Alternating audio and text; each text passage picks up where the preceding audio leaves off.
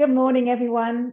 My name's Susan. I'm the CEO from FAMS, and I extend a very, very warm welcome to you to another FAMS sector conversation. Today, we're talking about child safe standards. But I would like to begin by acknowledging the traditional custodians of the lands that we're all meeting on today. I'm joining you with my team at FAMS, Bronte and Kaz from Gadigal land, and I pay my respects to elders past, present, and emerging, and also extend that respect to any Aboriginal Torres Strait Islander people here with us today.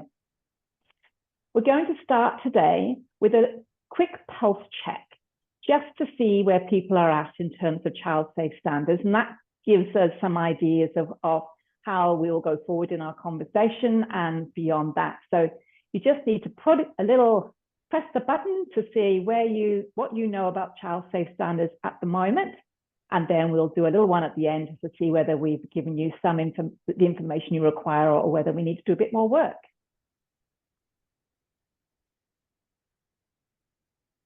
Good to see a lot of people have got some knowledge. Great.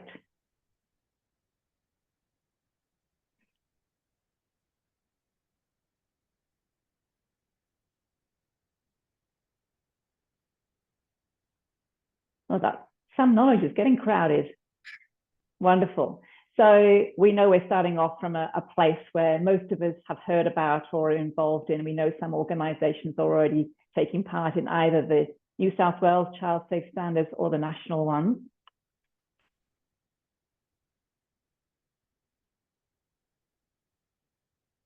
Okay, so while you're finishing completing that little pulse check, I would like to extend a warm welcome to Steve Kinman, the Children's Guardian, and Anthony Shannon, Director of Early Intervention, and Brianna Jerkett, Director of Family Preservation and Child Protection at DCJ.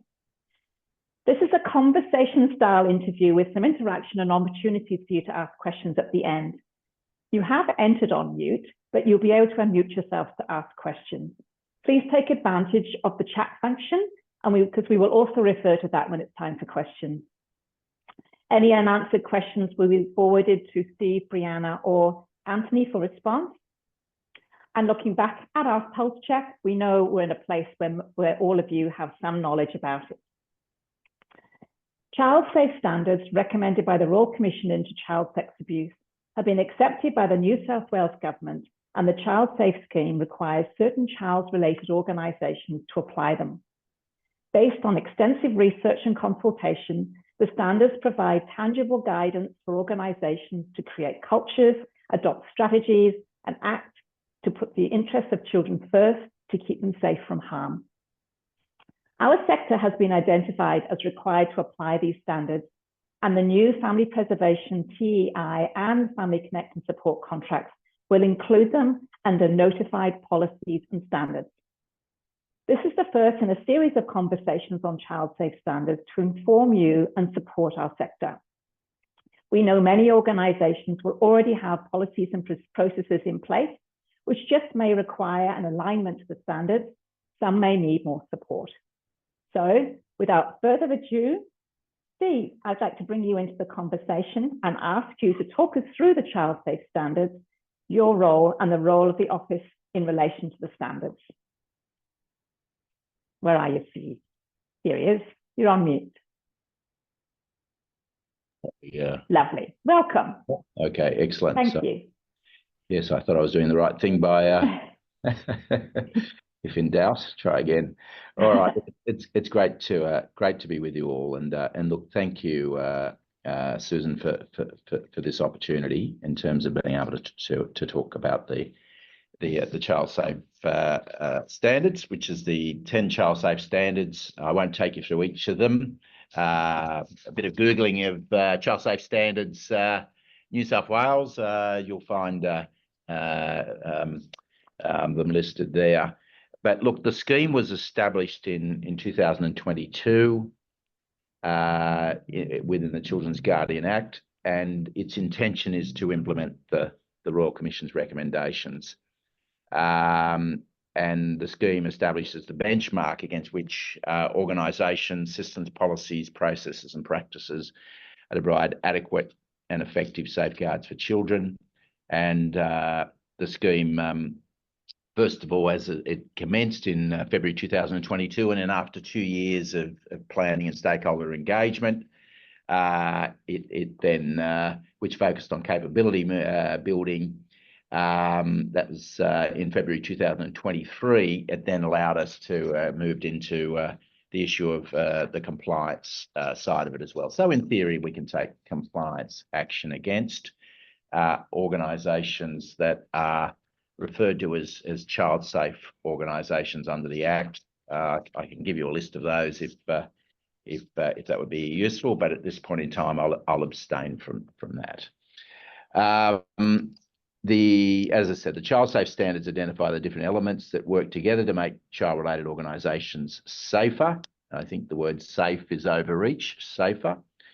The standards emphasise adopting multiple strategies to address child safety and avoiding an over-reliance on any one strategy, and I think that is important.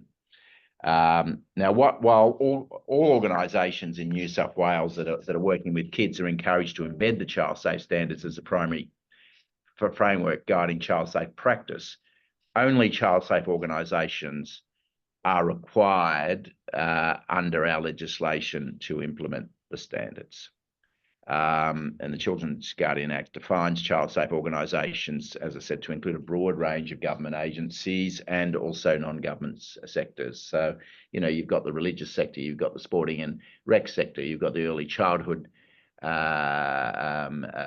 service provider sector in that as part of the non-government sector. We've got the designated agencies, the out-of-home care providers as well within that fall within the child safe scheme, are those providing substitute residential care, those providing specialised substitute residential care. That's the old voluntary out-of-home care system that fall within the sector. So it's pretty broad. And then of course, you know, you've got a whole range of government agencies as well. And so that's there's clear definitions of those that are caught. And what's important for me to note is this, that whilst the out-of-home care providers and adoption services, for example, early childhood services are within the scheme, it doesn't include all entities at the moment that are contracted, funded by DCJ to provide services to children, including, for example, you know, those providing family pres services and those providing early intervention services. Currently, the Act doesn't cover services of that type.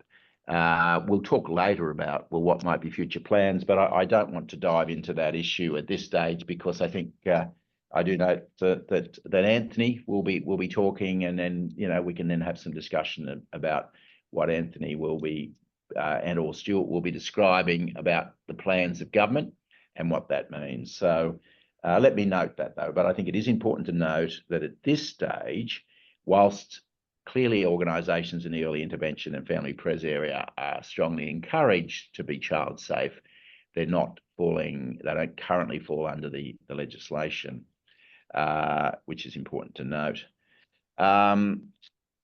So in consultation and setup phase of the scheme, it was envisaged that you know, services such as early intervention, family preservation services would be caught within the scope of the scheme.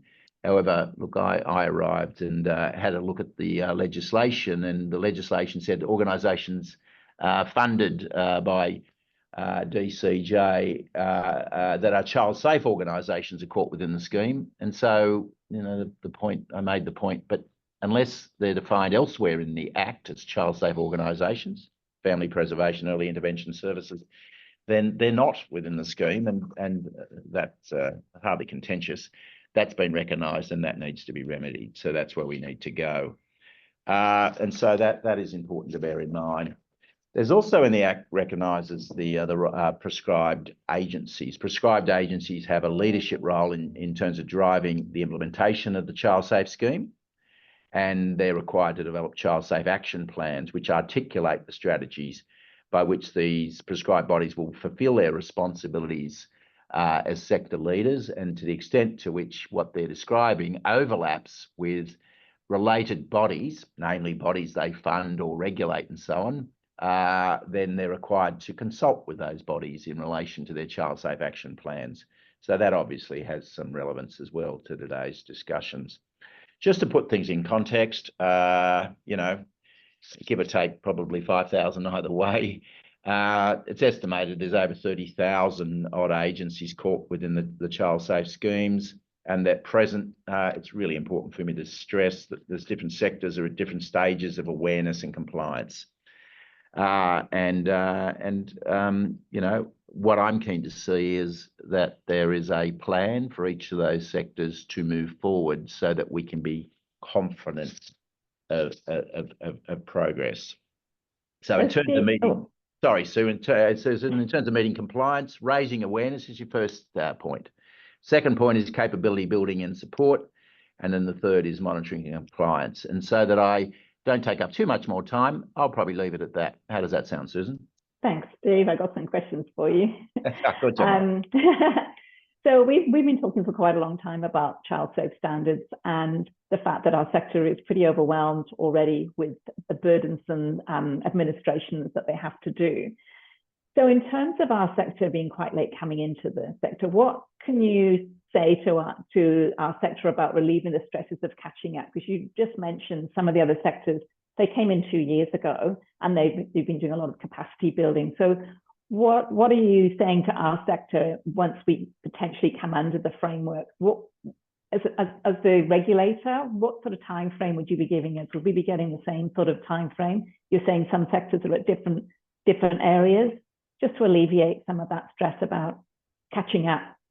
Excellent. Yeah. Well, look, what would be, I think, inappropriate for me is to announce from on high or from low, however you want to describe it.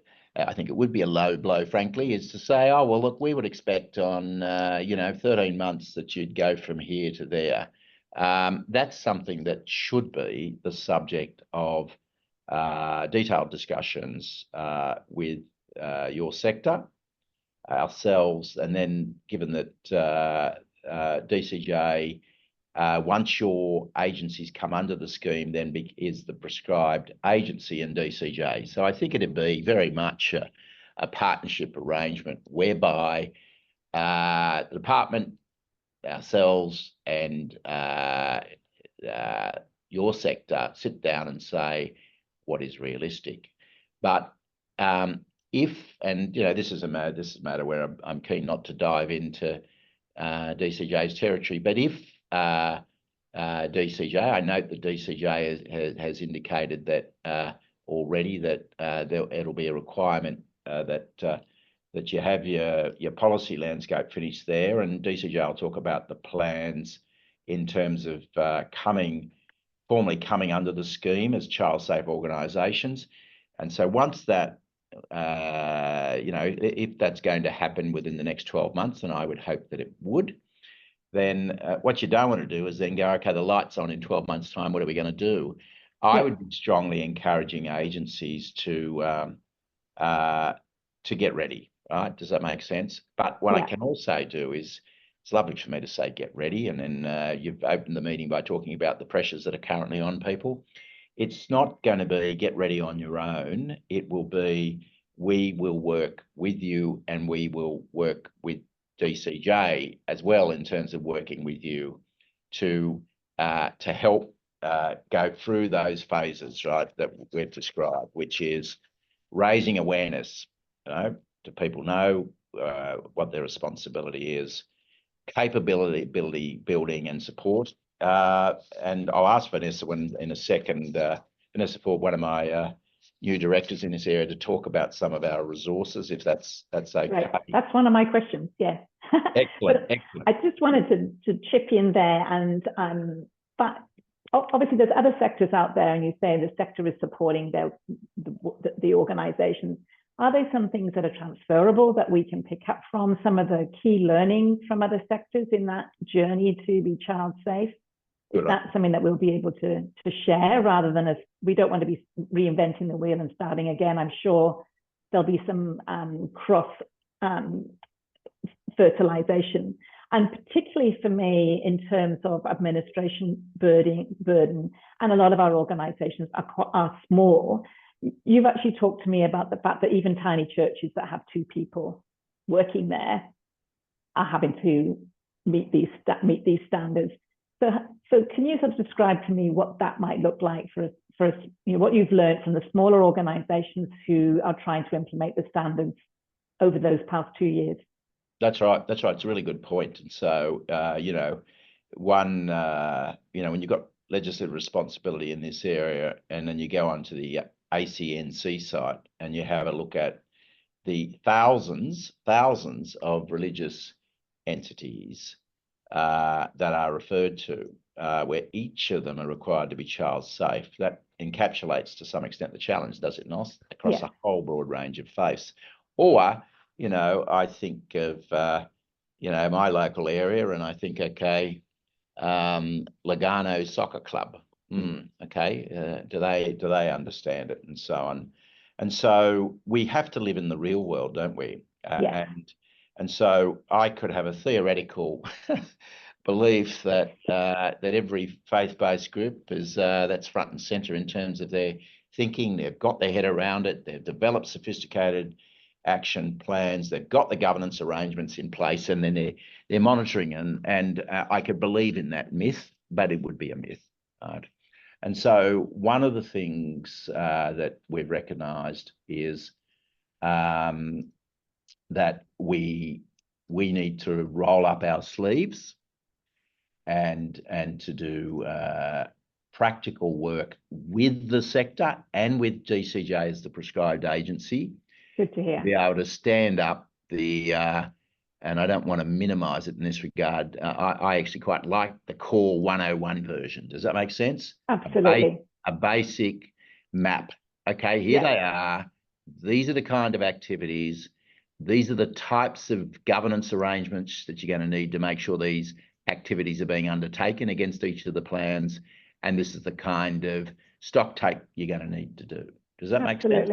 Absolutely. And you've mentioned resources, and that's one of my questions. So maybe we can have a quick conversation about the types of resources that are available. I know we're sort of going to be a little bit tight for time, but it'd be great to just have an understanding. I've been having a look, and I've actually started doing the modules, which I found really useful. So it would be good to just hear a little bit about what's available to us now. Yeah. And look, just in terms of the desire for efficiency. So if you take, for example, and I won't go into this detail, but if you take, for example, out-of-home care providers, rather than once again to have them have to meet the out-of-home care requirements, and then in addition to that, then have this new child safe scheme, which is a kind of a separate exercise. What we've done is we've rolled in the accreditation requirements into the under 10 child safe principles of the child safe scheme, so that if you're accredited, we are going to, and we've done this very, very systematically. If you're accredited, you're going to be as an out-of-home care provider, you're going to be also a tick the box in terms of being child safe. Does that make sense? And we're doing a similar thing with education and working with Nesta and the Department of Education. We're doing a similar thing with the early childhood sector. But of course, your sector doesn't have, in the family pres area, in the early intervention, you don't have an accreditation scheme of that particular type for those. And so, therefore, in that context, we have to do the blueprint, do we not? Now, you say resources. I'll get Vanessa to talk about the general resources, which is a bit of an awareness raising issue, and they're quite good resources, I've got to say. They are. I agree. But in addition to that, that's high level, right? I'm not saying it isn't. And so in addition to that, I've got sitting to my right, I don't think you can see her. Just got someone ringing me from the pub, and I'll hang up on that if that's all right.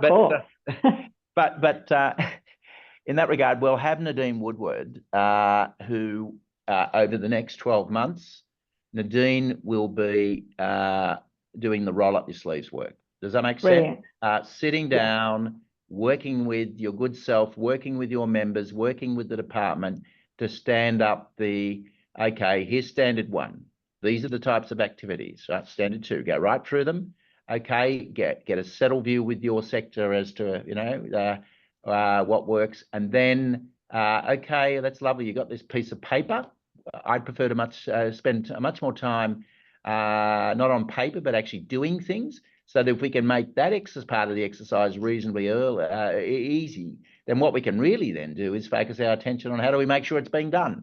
And so the Absolutely. governance arrangements and some excitement around us moving forward as a sector in this area in terms of keeping kids safer, right? Without being deluded that we can always rest on our laurels. And so if we don't provide, our Act talks about us assisting agencies.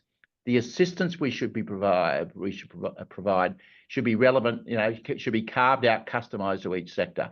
Rightly or wrongly, and I'm happy to be told by your sector I'm wrong, rightly or wrongly, I thought for your sector, a fair approach would be for us to do a lot of the legwork, but not to drop it from on high, but to do it, and we'd be keen for FAMS and for ACWA and others to then appoint, if you like, a working party. And then what we would be then doing is working with the working party. Hopefully the working party would be doing some legwork themselves, and then we'd be regularly looping back to see where we're at, so that in, say, 12 months' time, we've got the 10 standards settled together. How does that sound in terms of what they mean in practice? That sounds like a really good plan to me. And I know our sector, like you, want to be getting on with a job, not filling out forms and writing policies. So to be doing that together and make it easier, it's certainly something that FAMS will be really keen to support. But we'll put that on to next steps.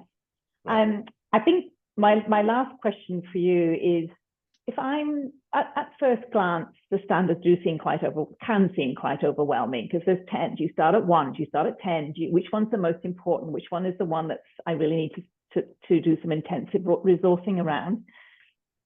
So if I'm just starting, what would you, as a children's guardian, say to me? What's your first step? What would you say to me as a CEO of a small organisation with maybe 10 staff? What's my first step? Okay, look, I think your first step is, or my step at this point in time, is to take a side step and to throw to Vanessa to say, Vanessa, you want to very quickly sketch some of the resources that are available? Because let's face it, if there are resources that are available and one hasn't looked at them, including the assessment tool, the child safe assessment tool, then that's probably not that clever. So I think have a look at what we've put out there.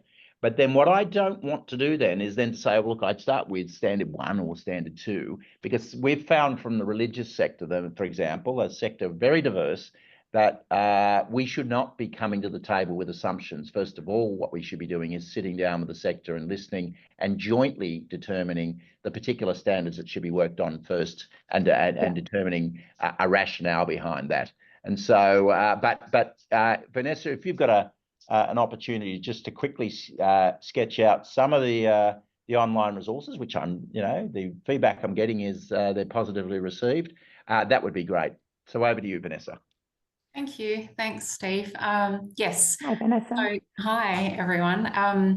I think that the best first place to start would be with our child safe self-assessment. So it's a really practical tool that organisations can use to guide them through implementing the standards. So it's quite like an educational tool, and you fill it in, and then you get a report at the end with an action plan. So that can really guide your organisation. And we've had thousands of organisations complete it, and some really positive feedback about it as well. So I think that that's the first step. We have, as Steve said, a range of free resources on our website. I'll put the link to the resources and to the self-assessment tool in the chat. Thank you. So we have like a really kind of basic handbook that goes through the standards. We also have that in video format. So, trying to accommodate for different ways that people learn, and being mindful, of course, that, people don't have time to sit and read a big lengthy book all the time. We also, to support sectors and kind of alleviate some of that stress, that we've done some of the work in producing templates, so code of conducts, reporting policies, etc. So you can go and have a look at those and then adapt those as you need for your organisation. We also do a lot of training. So we have webinars. I think there's one actually on Monday, which is the kind of introduction to the standards, and there's a lot of recordings on our website as well, previous webinars. And for those who are kind of further down the pathway, the journey, there's webinars that are about specific topics, so about risk assessment, etc., etc. and we do face-to-face training as well. And so it's all of our resources and training are free. We have a dedicated team that Nadine and I work with, and they're they've been doing this for years with other sectors, and they're really a fantastic, knowledgeable team, and really happy to support people. So we'll work with the sector, as Steve says, and with DCJ on do we need to create some more bespoke resources for the sector? What are your needs, and how can we work with you there? Yeah. Thank you so much, Vanessa. It's good to hear the resources are there, and also that there'll be some consultation with the sector as to what they need. A really good analogy that I've heard about child safe standards is that a working with children's check is a bit like a driving license granting you to drive unsupervised. The child safe standards are the rules, the road rules. A license to drive doesn't guarantee a person will follow those rules, nor does a working with children's check. We need to ensure services have systems and processes in place to keep children safe. I'd like to now bring Anthony and Brianna into the conversation. And following on from Steve, I don't know, Anthony and Brianna, who would like to come into the conversation first, but I'd like to ask you what your thoughts, I don't know how, but my earphone just dropped out of my ear, how your thoughts are on the introduction of standards to the sector. Thanks, Susan. I might go first. Anthony Shannon, Director for Early Intervention, Volunteering, Youth and Carers with New South Wales Communities and Justice. Before I start, I'd just like to acknowledge country. I'm coming to you from Wongal country and pay my respects to elders past, present, future, and extend that respect to Aboriginal people here today. Look, I think from an early intervention perspective, we certainly acknowledge that the child safe standards are really important, and we certainly encourage all our organisations that we fund through the Targeted Early Intervention Program and our Family Connection Support Program, to comply with the standards. Certainly the services that are funded through the program, the non-government organisations that deliver those services, I think certainly the expectation would be that those services are delivered in a way that is child safe. With our new Targeted Early Intervention Program specifications, we've included information on the child safe standards in the specifications. Those specifications are currently available for consultation for the sector at the moment. They're up on our DCJ Targeted Early Intervention website. So if you certainly haven't had a look at those, certainly encourage you to have a look at those, and we're very interested in your feedback on those. There is information in there about the standards. We've also included the child safe standards under Section 9 of the specifications, which is our notified policies and standards section. So what that section is about is, where we notify organisations about policies and codes or guidelines. So, again, referencing that the child safe standards are important. Look, as Steve mentioned, I think, we would agree, there's obviously the Children's Guardian is doing some work with DCJ around, changes to the framework. Look, certainly as well, the resources that Vanessa went through, really, really good resources. Certainly encourage all organisations to have a look at those. Use the checklist. There's a range of other material, as Vanessa mentioned. Very supportive of that material, and encourage people to use it. Brianna, do you have anything to add? Thanks, Susan, and just to recognise I'm joining you from Durham country, and lovely to see you all. We will be taking the same approach with family preservation. We want to make sure it's really clear and consistent across the programs, particularly where organisations are delivering both TEI and family preservation. So nothing of substance to add to Anthony and the wonderful work his team has been doing. We will definitely be adopting that approach. Thank you. One of my questions is, when we talked about, and I needed to make sure I had this term right, a notified policy, can you actually clarify exactly what that means? So when I sign my contract it says, what does it mean? It's something I'm not really familiar with, and I've signed lots of contracts before, so I'm assuming it's right down the bottom, which is why we wanted to talk about it today. in sort of easy language, what does that mean? Oh, Anthony, I think you're talking, mate, but you're on mute. Sorry, my apologies. Thank you. So in our program specifications for targeted early intervention, in the draft version, in section 9, we list the notified policies. And in the actual contract itself, under the glossary, it gives a definition of what notified policies are.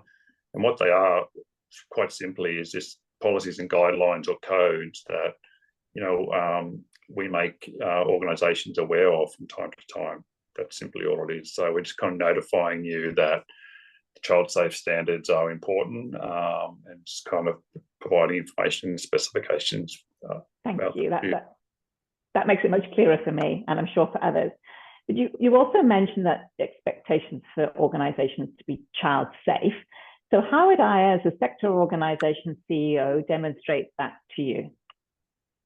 We'll really need to demonstrate that to the Office of the Children's Guardian as the agency responsible for monitoring the scheme. So all that kind of requirements to meet the standards is undertaken through the OCG, through the Office of Children's Guardian. Okay, and you've talked about the resources that the Children's Guardian have and how useful they are. Well, and Steve has actually mentioned working together. Are you, as it's quite a big sector, early intervention and family preservation, be working in developing those resources alongside us, finding out what resources the sector needs and sort of being involved in providing those that are more sector specific resources that we required, the bespoke, as Steve mentioned? Yeah, we're very happy to work, I guess, alongside the Children's Guardian and PEACS as well around that. I think the information that's on the Children's Guardian website, the resources are really helpful. I think that's really a starting point. And look, if there's anything further that needs to be developed, very happy to be a part of the conversation to kind of to support that. But look, I think the resources that are in place are great. I'd really encourage people to kind of engage with those in the first instance. Yeah, thank you. And some organisations are at the beginning of their child safe journey. Will there be expectations to demonstrate any commitment to child safe standards in the recommissioning or commissioning process? Just to clarify. Not specifically to kind of no. The answer to that would be no. I mean, as I mentioned, our program specifications detail what the child safe standards are. They're listed as a notified policy.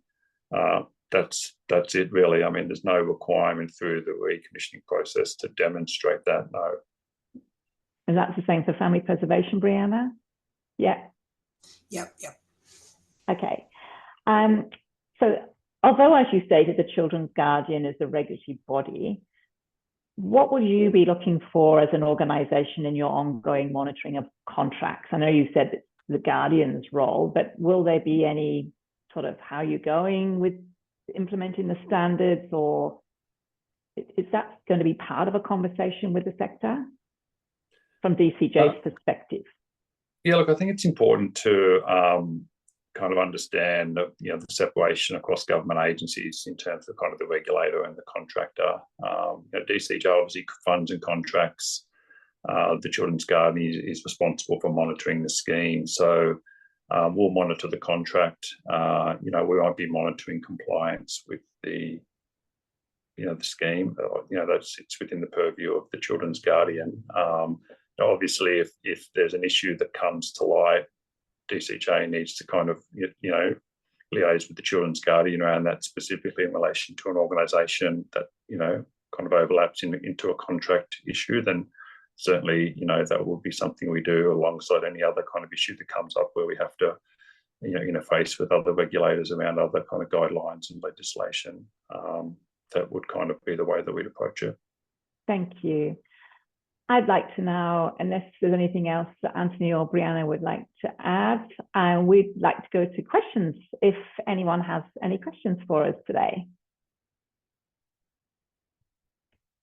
I'm not going to be able to manage this because I can't see people's hands up. Do we have any questions, Bronte?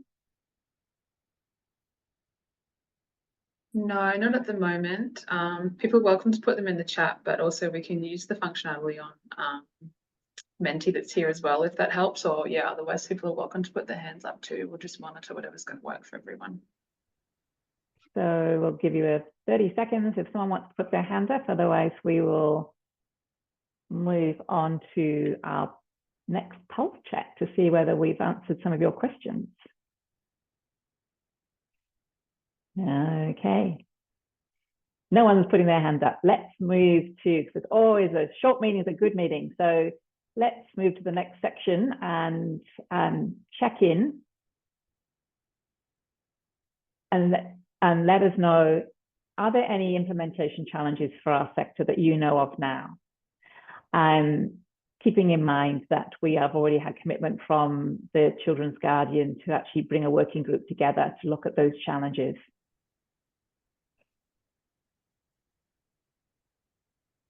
Ooh, we're not used to this quietness, it sounds.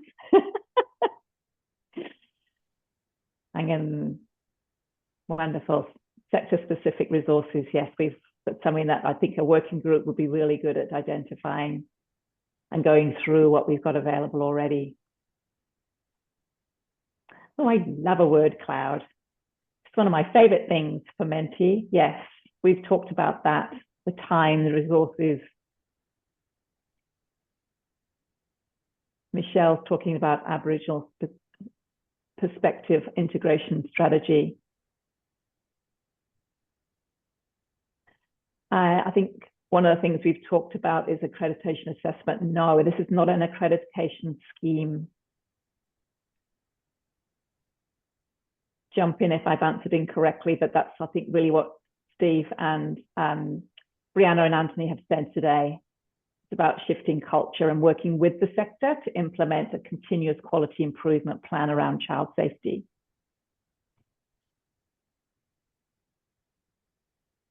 Yes, the understanding of clear expectations. This is why we wanted to have the conversation with the sector now. So we've got plenty of time to work through what the sector needs and support you through the process.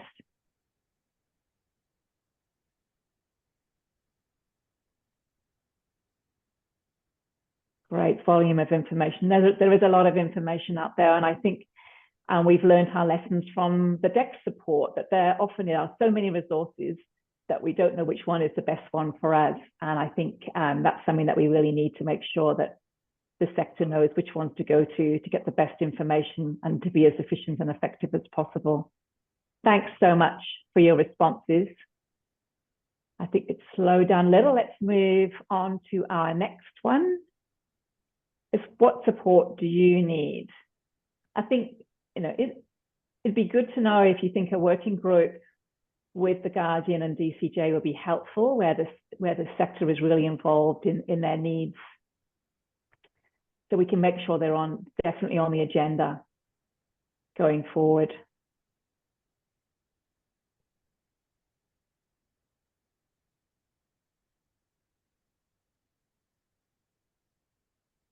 I get really nervous when nothing happens.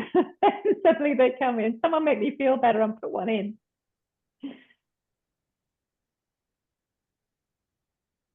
Yes, examples are really important. I think that's where sector-specific resources come into play. So the examples mean something to us and they're not brought across from another area.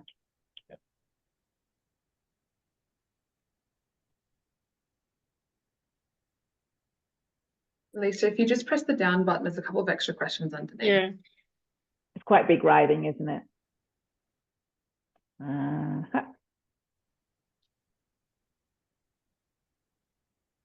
Okay.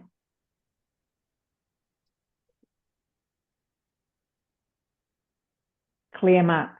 Yes, the conversation we've been having in our team is about a roadmap where you can come and go where you are as an organisation. And I think for me, even looking at the standards, I've thought to myself, where would I start? And having a roadmap, I think other sectors have said, is really, really helpful. Working groups is a great idea. I love a working group. Yeah, wonderful. With clear expectations, we also advise for management. Yes. So these, again, are potentially sector specific, about home visits. Thank you for putting some of those in. Yeah, out of home care too. And obviously Brianna talked about the fact that there's overlaps with Family Connect and Support, TEI and family preservation, and we want to make sure that's consistent. So I think from what Steve was saying, that out of home care accreditation matches child safe standards. So there could be some good cross fertilization when you have out of home care in your service. Thank you very much for those. We'll now move on to, I think, yes, this is our final pulse check, is how do you feel about implementing the child safe standards in your organisation following today's session? It's really good for us to, I love these little balls going across, find out where we're at. We've got 90 people on today, which is still only a small number of organizations that are out there, but I think we've got a good idea. It's great to see some people are really confident. It'd be good to come back at some point to say, okay, what makes you confident? What can we do to bring those who are not or somewhat confident into that space?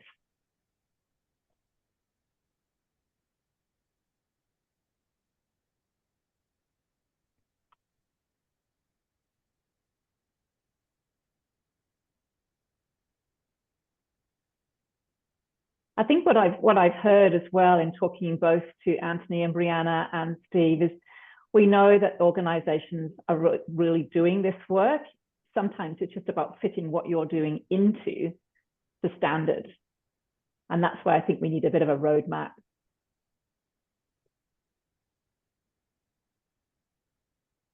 Okay. Thank you very much for letting us know how confident you feel.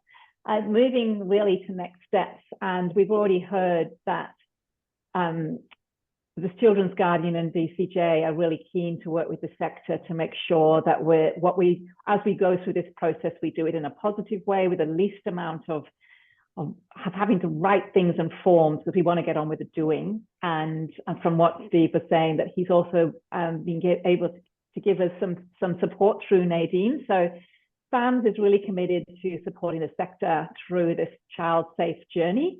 And Lisa, who's waved, Lisa, most of you know Lisa. Lisa will be working with me, and one of the things we will go away and we'll talk to Anthony, Brianna and Steve about, and Nadine, about setting up a working group.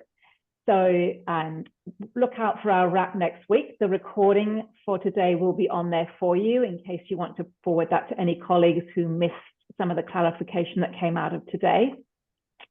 And we will commit to getting back to you quite soon about the next steps that we believe will work. And then we will invite an expression of interest to be part of that working group. And that will be to try and find some organizations that are really confident in child safe standards, some who aren't at all, and hopefully a cross-section across metro and regional and remote areas so that we make sure we pick up. We'd also love to have some of our ACOs involved too, so we can pick up that very particular lens that we always need to be looking through when we're implementing new standards. So thank you very much, everybody, for joining us today. It's been really interesting for me. I certainly feel I have more clarification. I have a very great sense of hope about us being involved in a process that is really about shifting culture and embedding what the organizations are already doing and moving in a slow and continuous quality improvement. It's a marathon and not a race, which is always a good thing for our organizations. So I'm giving you back some time, which we're always very happy to do. We are very excited to invite you to our TEI specs consultation, which I think is next week, isn't it, Lisa? It is, yeah. And I think we've got over 200 people signed up already. So we're looking forward to seeing you there, and please enjoy the rest of your day.